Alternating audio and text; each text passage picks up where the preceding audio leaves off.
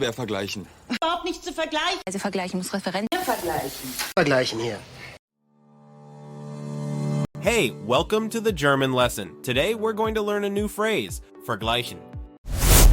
Let's watch this video and see how the phrase is used in context. Here, the guy says he can't. Vergleichen. Compare his grandpa to Mausebear. Das haben wir dir nicht erzählt.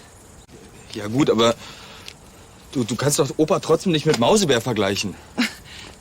Got it? So, Vergleich means compare in English. Let's move on to the next example.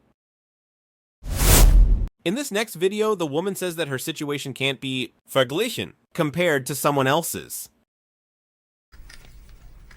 Das ist nicht meine Veronika. Aber das ist doch mit meiner Situation überhaupt nicht zu vergleichen. Hat es dich eigentlich jemals interessiert, wie es mir geht?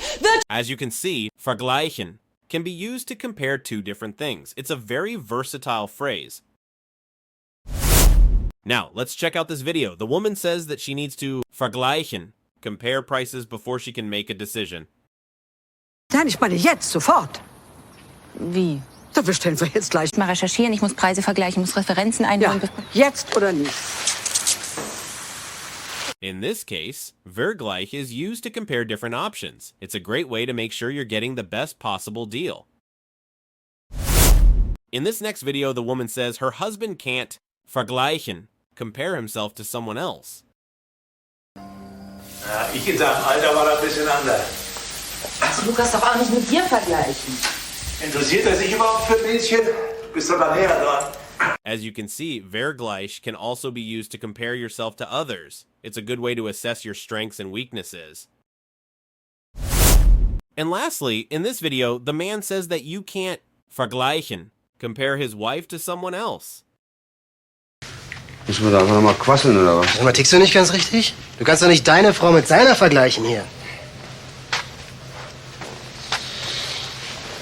So, there you have it. Vergleich is a very useful phrase that can be used in a variety of situations. I hope you've enjoyed this lesson. Bis bald. That's all for today's lesson. I hope you've learned something new. If you have any questions, please feel free to leave a comment below. And don't forget to subscribe to my channel for more German lessons.